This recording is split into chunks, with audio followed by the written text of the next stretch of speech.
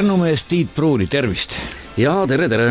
Igal juhul ma siin mõtlesin enne, kui ma suga kokku sain, et mida mängida enne seda väikest jutuajamist, kas mängida ansambel Ice Creami telefoni laulu või mängida ansambel Gangsta vanaisa Jenkat. Aitäh nende vihjete eest. Ansambel Ice Creami laulja, minu tütar Helena, esines ka eile raamatuesitlusel Minu maailma esitlusel mõne lauluga koos Tõuniga ja ka vanaisa Jenka sobiks päris hästi, sest tänu Helenale olen ma õnnelik vanaisa juba 2 kuud. No palju õnne! Aitäh! Tere tulemast klubisse, võiks öelda selle kohta. Tiit Pruuli õnnelik vanaisa ja on saanud hakkama sellise asjaga, et on välja andnud raamatu Petrone kirjastusega koostöös Minu maailm. Räägi, kellele see raamat on? Kas see on neile, kes tahaksid minna kuhugile maale, ütleme Indoneesiasse rändama või siis Lõuna-Ameerikasse või siis lihtsalt kodus istujale, kes on kaminapaistel jalad tooli peal ja diivani pealt loeb siis seda raamatut ja otsib. See on nüüd tõesti niimoodi, et väga täpseid reisijuhiseid sellest raamatust ei leia. See on siis minu sari, Petrone Prindi Minu sari sai 100 raamatu vanuseks, ehk et see on siis 100. raamat, et Petrone tellis selle minult siis pealkirjaga Minu maailm. Sellepärast, et on olemas ju Minu Veneetsid ja need ja igasugused. Aga jah, väga täpseid juhiseid siit raamatust ei saa, see on pigem 2 rännumehe mõtisklus. Olen valinud erinevaid maailmapaiku, mis siis annaks võimalikult laia ülevaate ja 300 lehekülje sisse on siis püütud ära suruda võimalikult lai osa maailmast, erinevatest inimestest, erinevatest põhjustest, miks reisitakse ja ka erinevatest reisimise... No miks sina reisid, Tiit Pruuli? Miks? See on üks küsimus, mida ma alati kardan, et ma ei oska, mul ei ole sellele head vastust. Kas sul on siin Eestis halb? Vastupidi, esiteks, kui reisin on jäänud päev või 2, siis ma juba hakkan muretsema ja ma ei taha mitte kuskile minna, ma tahan kodus olla. Ja siis, oled samasugune mömm nagu mina. No ma nüüd nii mömm ka ei ole, Jansa. Aga jah, ja reisil mul tuleb väga ruttu peale koduigatsus, aga ometi on see miski, miks ma lähen ja võib-olla selles raamatus on siis üks sulk vastuseid ja seal on natuke uudisimu ja seal on natukene teistsuguse olukorra, teistsuguse kultuuri konteksti soovi ja palju erinevaid asju, mida olen siis püüdnud seal ka selgitada. Kas sinu nii-öelda väikses hõlmakottikeses on nüüd kõik mandrid sees? No nad on sees jah, aga see ei tähenda iseenesest küll mitte midagi. Mitte tuhkagi? Lõuna-Ameerika on? Jaa, on, sa ei pea need kõik üles lugema, kõik on olemas. Kõik on olemas. On palju maid, kus ma ei ole käinud. Kui ma olin käinud läbi 120 ja natuke maid, siis ma lõpetasin selle lugemise ära, nii et ma ei tea enam. Aga kus sa ei ole käinud? Näiteks Filipiinidel ma ei ole käinud, see on üks koht, kuhu ma tegelikult tahaksin minna, aga on palju kohti, kus ma olen käinud, aga kindlasti tahaks tagasi minna. Kas või, ma ei tea, India on nii suur maa, nii erinev maa, ma olen seal käinud võib-olla 10 korda küll, jah, aga väga palju on erinevaid kultuuripiirkondi, erinevaid rahvaid Indias mul veel nägemata ja seda tahaks teha. See oli nii nagu minulgi, et ma olin käinud Seattle'is, sealt sai mõnusalt minna Vancouverisse. Ma olin seal käinud. Võisid justkui öelda, et olen Ameerikas käinud. Ja mul on nööpnõel on kaardi sees, aga ma tegelikult ei olnud seal käinud.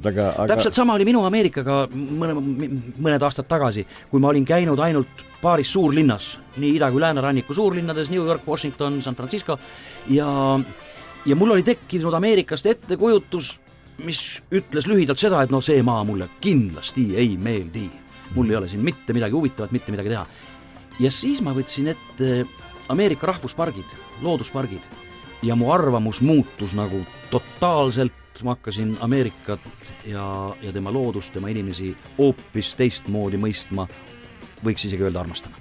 See on küll väga tore, sellepärast, et isegi minu selle väikese Ameerika maa käigu juures oli sama asi, et minu meelest pluss oli nagu selle käigu juures see, et me saime lühikese aja jooksul näha ära nii lõuna kui siis ütleme jah, põhjapoolse Ameerika erinevad rannikud, ida- ja lääneranniku ja siis me saime nagu aru, ma võtan terve toreda reisiseltskonna eest õiguse kõnelda, siis me saime aru, kui erinev see maa on, kui suur see maa on. Ja nii on tegelikult väga paljude suurte, aga tihti ka pisikeste maadega. Et see, kui kruiisiturist tuleb Tallinnasse korraks, see ei ole ju Eesti, eks ole.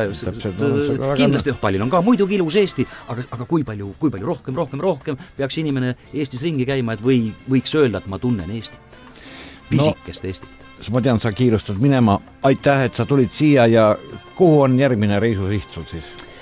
Minu maailm on praegu oma sihiku seadnud väga palju Kesk-Aasiasse. Endised Kesk-Aasia liiduvabariigid huvitavad mind väga ja nüüd sügisel teen ühe tuuri sõpradega Usbekistani ja Kirgiisi vabariiki. Nii et ei olegi mingisugused metropolid, aga lähed lihtsalt... Jaa, seal... Sina oled ikka see mees, kes tahab selle rahva... Ma tahan midagi erilist. Rahvakillu sisse minna. See vastab tõele, jah, ja palju asju saab ju internetist kätte, aga on mõned asjad, mida ei saa ja see on see, et sa pead inimesel käest kinni hoidma, talle silma vaatama, temaga juttu ajama ja siis võid öelda, et sa tunned seda rahvast. Siis nagu pusle läheb kokku. Just täpselt, jah. Aitäh, Tiit, ja vanaisa Jenka jääb meie saadet lõpetama. Aitäh.